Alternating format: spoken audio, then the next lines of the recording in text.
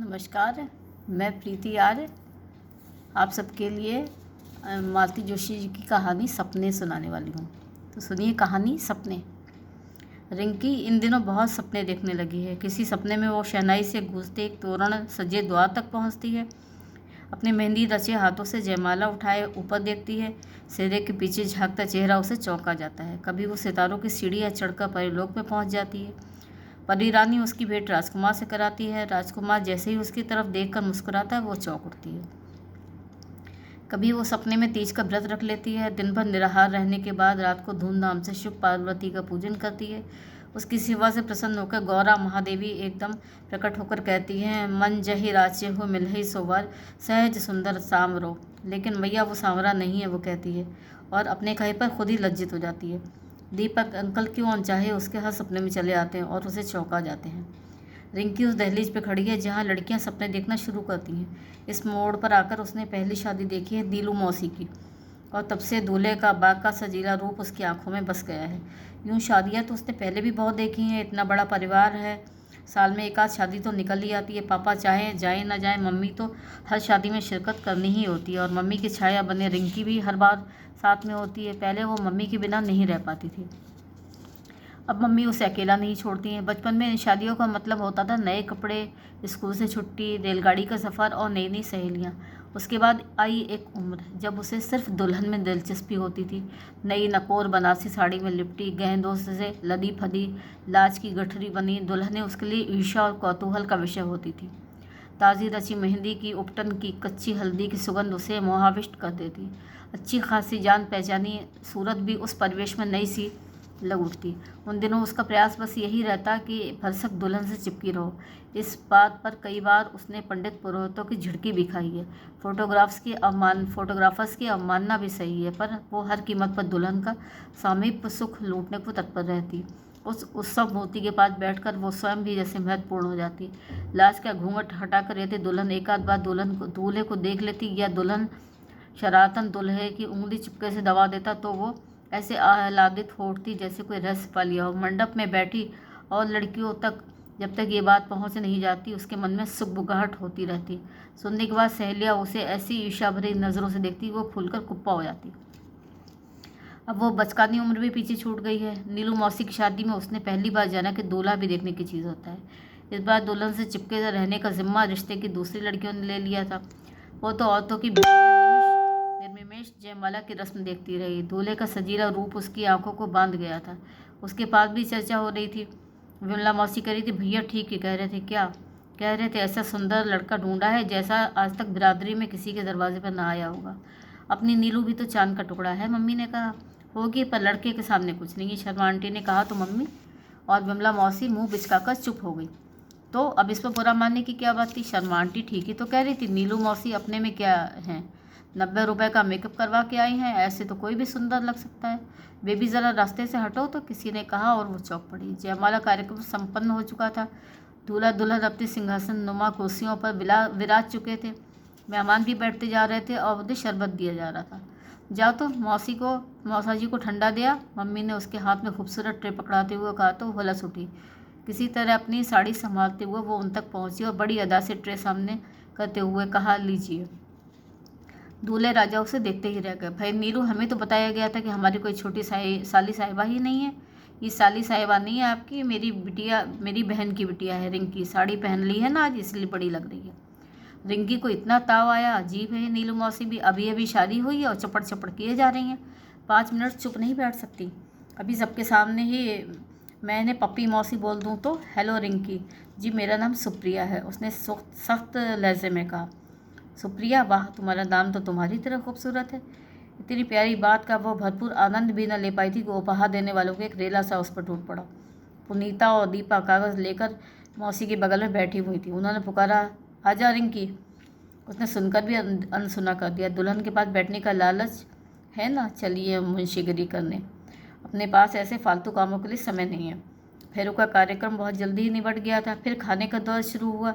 इस बीच सब लोग कपड़े बदल कर आ गए थे। उसने मम्मी की मोरपंखी बनारसी साड़ी पहननी चाहिए थी, पर मम्मी ने टिपट दिया।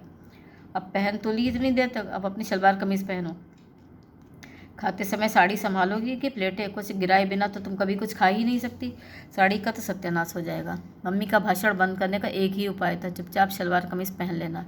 बुझे बुझे मन से वो बाहर गई और अपनी प्लेट लेकर एक और खड़ी हो गई। हेलो सुप्रिया। सुगंध का एक झोंका उसे सराबोर कर गया। चौकस सिर उठाया और ठगी से रह गई। अभी कुछ देर पहले जो किसी रियासत के राजकुमार लग रहे थे, अब जैसे इंग्लैंड से चले आ रहे थे। इतनी जल्दी भूल गई? नहीं तो, उसने शर्मा कर कहा, पर अभी अभी आपको जोधपुरी स्टाइल में साफा बांधे देखा था ना, इसी से। अरे भाई, जब शादी की है तो सजा तो भुगतनी ही पड़ेगी। थोड़ी देर में तो कार्टून बनना ही पड़ता है। नहीं, उसने शर्मीले अंदाज में कहा, बल्कि मुझे तो आप उस ड्रेस में ज़्यादा अच्छे लग रहे थे, एकदम राजकुमार हो जैसे। सच? उन्होंने आंखें नचाकर कहा। तब तो मुझे बड़ा अफसोस हो रहा है कि इस राजकुमार बनने का यह मौका बार बार नहीं आएगा। क्यों? सरकार बड़ी दुष्ट है ना अपनी, एक से ज़्यादा शादी करने नहीं देती। तभी उनके दोस्तों का एक हजूम वहाँ आ गया। खूबसूरत साली से अकेले अकेले में बातें कर रहे हो, हमसे नहीं मिलवाओगे? वो शर्माकर वहाँ से खिसक गई, पर उसने देख लिया कि रेखा, पुनीता, दीपा, अनु सब उसे घूरे जा रही थी। ईर्ष्या से सब जल भरी होंगी, सबकी सब। दूल्हे राजा के साथ इतनी देर तक बात करने का सौभाग्य हर किसी को नसीब थोड़ा ही होता है। दूसरे दिन विदा के समय जब लोग टपर टपर रोए जा रहे थे, रिंकी हैरान थी।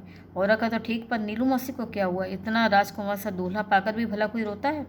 अच्छा सुप्रिया, फिर मिलेंगे। चलते समय अंकल ने हाथ मिलाते हुए कहा था तो वो खुशी से खिल उठी थी, इतनी कि बाद में मम्मी की डांट लगाई थी। रोना आए तो ना सही, पर विदा के समय इस तरह दांत तिपोड़ना अच्छा नहीं लगता। रिंकी तब से ही सपने देखने लगी है। उसका हर सपना एक ही बिंदु पर आके समाप्त होता है। उसकी सारी संवेदनाएं अंत में जाकर एक ही व्यक्ति से जुड़ जाती है, और वह व्यक्ति, वह बिंदु है दीपक अंकल। हर सपना देखने के बाद चौंक जाती है, शर्म से भर उठती है। कल सुबह झेलम से तेरी नीलू मौसी आ रही है। सच? रिंकी एकदम खिलक उठी। बस्ता फेंक कर माँ से लिपटते हुए उसने पूछा, अंकल भी आएंगे? हाँ, और साथ में छोटी सी गुड़िया भी। अरे हाँ, गुड़िया की बात तो रिंकी भूल ही गई थी। दिन भर बड़ी बेचैनी से कटा, रात दिन से नींद भी नहीं आई। देर से सोने के बावजूद वो 6 बजे उठ आई थी, पर उसने स्कूल गोल कर दिया और स्टेशन जाने के लिए तैयार हो गई। लंबी प्रतीक्षा के बाद ट्रेन आई और पल भर को उसकी उत्सुकता निराशा में बदल गई। वो लेने आई थी किसी सजीले बाके राजकुमार को, पर ट्रेन से जो उतरा वो तो एक दुनियादार किस्म का साधारण सा आदमी था। अंकल कैसे लगने लगे हैं ना मम्मी? मौका मिलते ही उसने फुसफुसा के कह दिया। कैसे, क्या अच्छे तो हैं? 22 घंटे का सफ़र करके आ रहे हैं बेचारे, उससे क्या फ़र्क पड़ता है? रिंकी ने सोचा। थकी मांदी तो नीलू मौसी भी हैं, वह ताज़े गुलाब से खिली क्यों लग रही हैं? अंकल के चेहरे पर जो एक कशिश थी वो कहाँ चली गई? या कि ये बात कभी थी ही नहीं, मात्र मेरा भ्रम था। मम्मी तो नीलम और गुड़िया को लेकर व्यस्त हो गई। अंकल के मनोरंजन का भार आ पड़ा रिंकी पर। पापा ने तो पहले स्पष्ट कर दिया था, देखो 8 दिन छुट्टी लेकर मैं घर बैठने से रहा, संडे को कहोगे तो घुमा लाऊंगा। तो बस अब रिंकी है कि अंकल को चाय दे रही है, बगीचा दिखा रही है, लाइब्रेरी ले जा रही है, शॉपिंग करवा रही है, बचे हुए समय में रमी और कैरम खेल रही है। इस सेवा के एवज में अंकल उसे साइकिल और शतरंज सिखाने का वादा किया और वे इसे निभा रहे थे। शुरू शुरू में तो सारा कार्यक्रम बहुत अच्छा लग रहा था, पर शीघ्र ही उसे ऊब सी होने लगी। एक अनाम दहशत सी उसके मन में भर गई। पता नहीं क्यों उसे लगा अंकल ज़रूरत से ज़्यादा बेतकल्लुफ़ होते जा रहे हैं। चाय की प्याली लेते हुए वे अक्सर ही उसकी उंगली मरोड़ देते हैं। साइकिल चलाना सिखाते हुए कुछ ज़्यादा ही आज़ादी ले रहे हैं। जानते हैं कि अब वो रिंकी नहीं है, सुप्रिया है, फिर भी बात बात पर गाल मसल देना या पीठ पर धौल जमाना उनकी आदत में शुमार हो गया था। उस दिन पिक्चर हॉल में तो हद हो गई। अंकल उसे मौसी को अगल बगल लेकर बड़ी शान से बैठ गए। जैसे ही पिक्चर शुरू हुई उसे लगा जैसे बदन पर ढेरों चींटियाँ रेंग रही है। इंटरवल तक उसने किसी तरह जब्त किया। फिर एक बार जो बाहर गई तो वो मिनमिन करती गुड़िया का बहाना लेकर वहीं रह गई। बोटिंग वाले दिन भी यही हाल हुआ। अंकल किनारे पर खड़े सबको सहारा देकर चढ़ा रहे थे। जैसे ही रिंकी की बारी आई उन्होंने उसे गोद में उठा लिया, जैसे वो भी गुड़िया की तरह नन्ही बच्चियों देर तक झुरझुरी होती रही। मुसीबत तो यह है कि मम्मी से ये सब कुछ कहा नहीं जा सकता। अभी उस दिन सामने वाले अजीत ने गंदी सी बात कह दी थी। मम्मी से शिकायत की तो उन्होंने तड़ से एक चौथा जड़ दिया। अभी ज़मीन से निकली नहीं और बातें देखो। उसे तो हैरत होती है, मम्मी उसे नौकरों चाकरों से तो इतना बचाती फिरती हैं, फिर बाजी वक्त इस तरह क्यों आंखें मूंद लेती हैं। जिस उम्र ने पिंकी को सपने दिए हैं उसी ने नारी सुलभ संवेदना भी दी है। अब वो हर स्पर्श की भाषा, हर दृष्टि का अर्थ समझने लगी है। नारी के उस सहज बोध ने उसे अपने आप को समेट लेना भी सिखा दिया है। मेहमानों के आगमन की खुशी कपूर की तरह उड़ गई थी। अब तो वह बेजारी से उनके जाने का प्रतीक्षा कर रही थी। वो बेजारी उसके व्यवहार में भी परिलक्षित होने लगी। रिंकी अंकल तुझे लूडो खेलने के लिए बुला रहे हैं। मौसी हम होमवर्क कर रहे हैं। देखिए ना कितना जमा हो गया है, आज पूरा नहीं किया तो कल क्लास में खड़ा होना पड़ेगा। रिंकी चलो रोड तक घूम आए। लेक रोड तक घूम आए। नहीं अंकल, सहेली क्या जानना है, उसे सवाल समझने हैं। अरे सवाल हम समझा देंगे, पर वो बुरा जो मान जाएगी। मम्मी भुनभुनाती, एक वो अफसर बने बैठे हैं, एक दिन की छुट्टी नहीं ले सकते। उधर ये महारानी पढ़ाई का रौब जता रही है, नहीं तो 8-8 दिन तक किताब को छूती भी नहीं है। मेहमानों के सामने नाटक हो रहा है, इनके यहाँ आने वाला क्या करे, दीवार से सर फोड़ ले। जिस दिन उन लोगों को जाना था वो जानबूझकर देर से लौटी। घर में पाँव देते ही देखा सब लोग तैयार हैं, बस उसी की प्रतीक्षा हो रही है। मम्मी ने आते ही आड़े हाथों लिया। कहाँ रह गई थी? पता नहीं था मौसी लोग आज जा रहे हैं। पता था तभी तो कुबत क्या रुक गई थी, एक कॉपी लेनी थी। इतनी ज़रूरी थी वो कॉपी, कल नहीं ले सकती? बेचारा दीपक तब से 10 बार पूछ चुका है मेरी बला से। 1000 बार कहा है स्कूल से सीधे घर आया करो। गाड़ी राइट टाइम ना होती तो पता नहीं मम्मी का भाषण कितनी देर तक चलता रहता, पर उतना समय नहीं था। रिंकी मुश्किल से यूनिफॉर्म बदल पाई। बस स्टेशन पर वो गुमसुम बनी रही। जिस उमंग से वो इन लोगों को लिवाने आई थी वो कहीं खो गई थी। मम्मी ने सोचा मौसी लोगों के जाने की वजह से वो उदास हो गई है। मौसी ने समझा सबके सामने डांट खाने से वो आहत हुई है। खुदों ने कहा भी, दीदी अब बिटिया बड़ी हो गई है, उसे यूँ बार बार झिड़का मत करो, अच्छा नहीं लगता। मैडम छुट्टियों में आपको आना है हमारे यहाँ, अंकल ने उसकी चोटी खींचते हुए कहा। जाएगी मेरी चूती। ट्रेन आकर चली गई। 1-2 सपने बीत गया हो जैसे। सपने रिंकी को अब भी आते हैं। कभी वो निर्जन सड़क पर बस्ता लटकाई जा रही होती है कि पीछे से कोई घोड़ा दौड़ाते आता है, उसे ज़बरदस्ती घोड़े पर बिठाकर उड़न छो जाता है।